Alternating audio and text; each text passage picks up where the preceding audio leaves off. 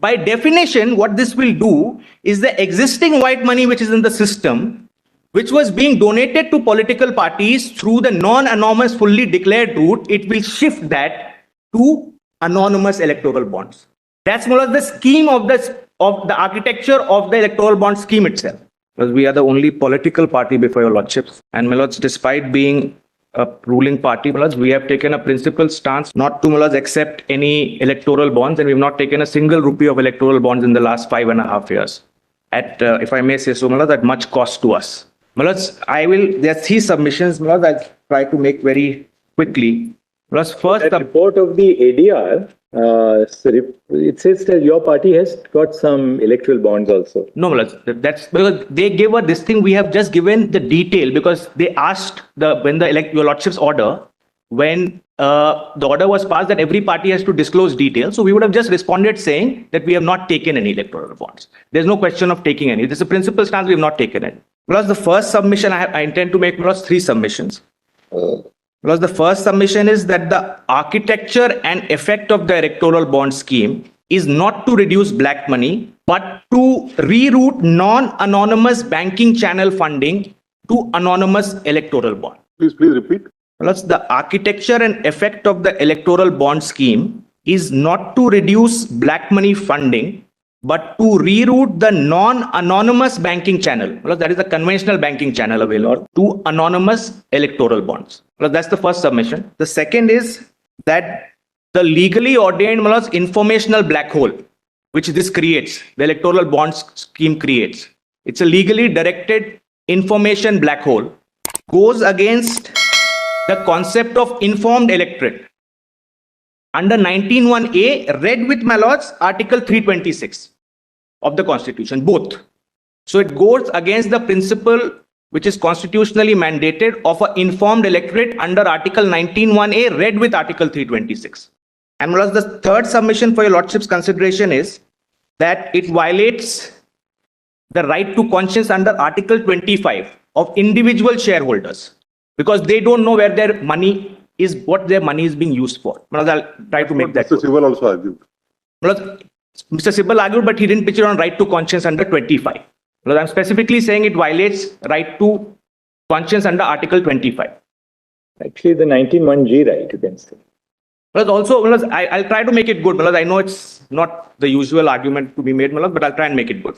On the first, before I begin with those submissions, just one aspect is this matter is essentially about 2 things, democracy and disclosure.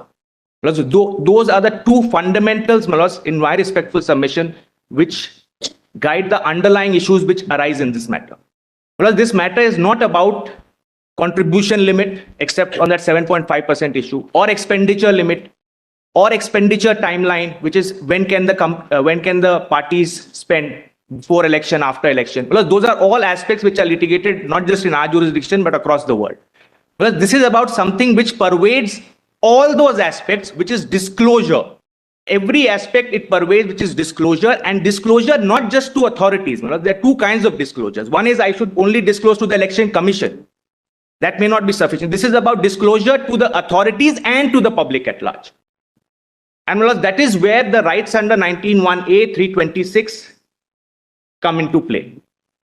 Because insofar as why this is relevant from a perspective of democracy, plus the principle of one man, one vote, it's not just about that I cast my vote. What is the substantive value of that vote?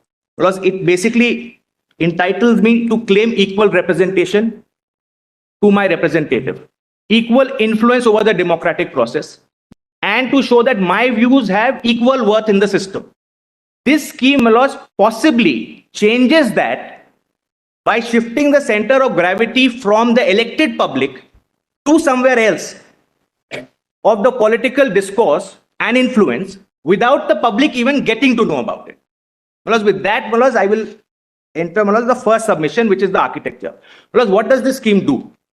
This scheme effectively is an alternative white money channel which the government has created. There was already a disclosure-based channel, the normal banking channel, the RTGS, the bank draft, the check, which was available. This is a new white money channel. What they have added is anonymity to it.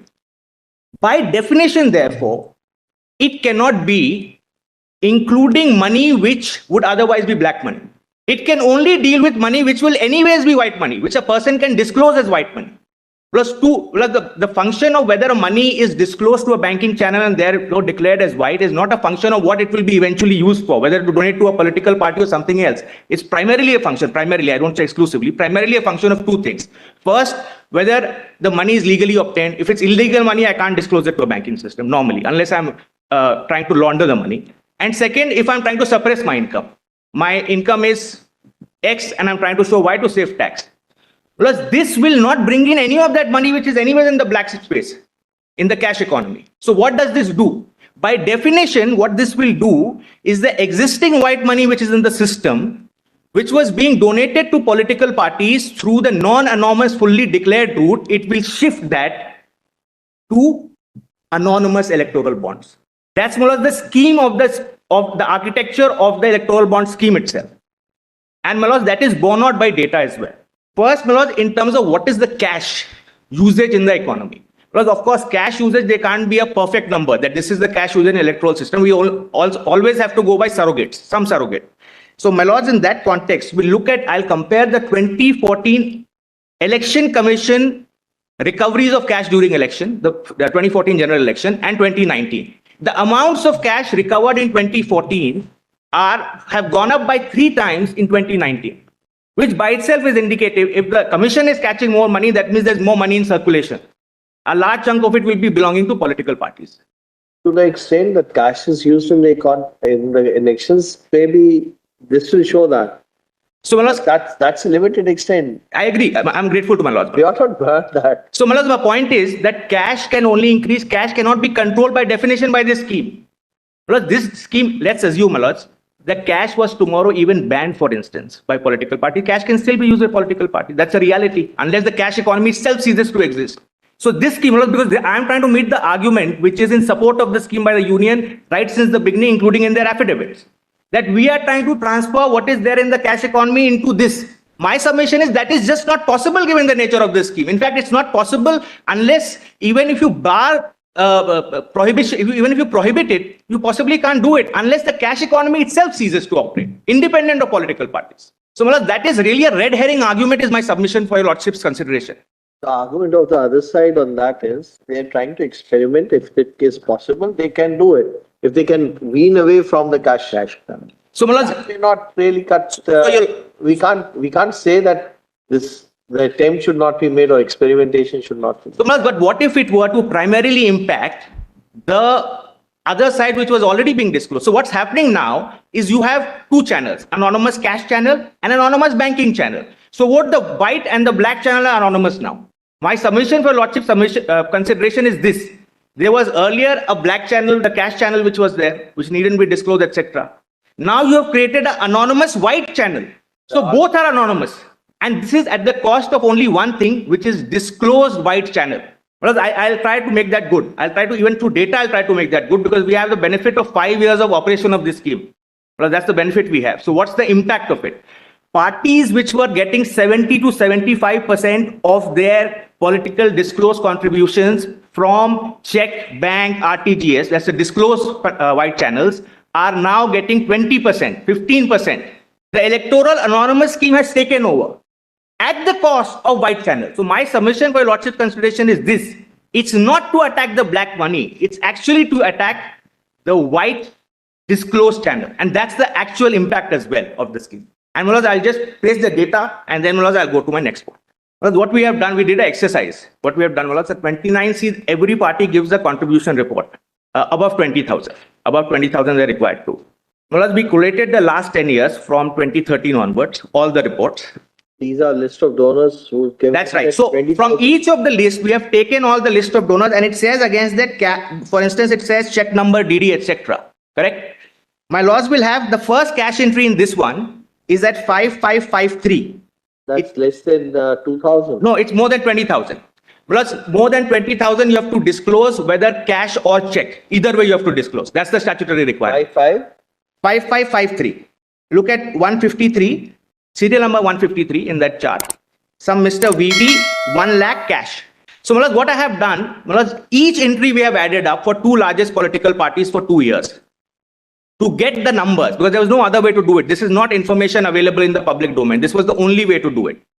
So we have added up each of the entries to determine what is the check amount which they were getting as a percentage of their funding in 2013-14 and what they're getting post-electoral bonds. And Malaz, the net result of that, Malaz, I prepared a chart for your lordship's consideration. The learned courtmaster will kindly screen share that document which has been emailed. So Malaz, my respectful submission is now the entire political funding substantially is anonymous. Because black channel continues. Malaz, at the cost, if the objective is to have some kind of disclosure, at the cost of disclosed white money, if you are increasing non-disclosed white money, Malaz, that's what the real, your lordships will have this chart, page 1. There's a little flaw because of the bearer bonds as such are bearer bonds that's creating a problem. That's all. We have understood that argument. And Malaz, I'm making the argument solely to meet the union's justification of the scheme, which is that it's meant to bring in black money into the white system. My respectful submission to meet that is it actually does the opposite. It takes away the non-anonymous white money and puts it in the anonymous kitty. That's my submission. That we already have. That's right. So Malaz, I am saying therefore to that extent, A, the justification is not valid, and B, for that reason it's arbitrary as well.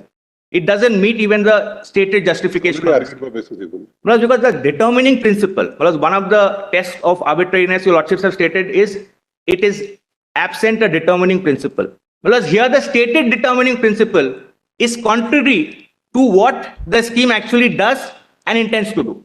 What it basically, according to you, does is that it brings into the fold. Earlier, what you had non-anonymized white money. That's right. Now that is replaced increasingly by anonymized white money. And that's the real victim or target of this scheme, not the black money. That's my respectful submission. Because black money will continue irrespective. That funding will keep on continuing. So now the two channels, both are anonymized, white and black. That's my respectful submission. That's the scheme. That's the real picture which this scheme does to our political financing, Malaz. That's what it does.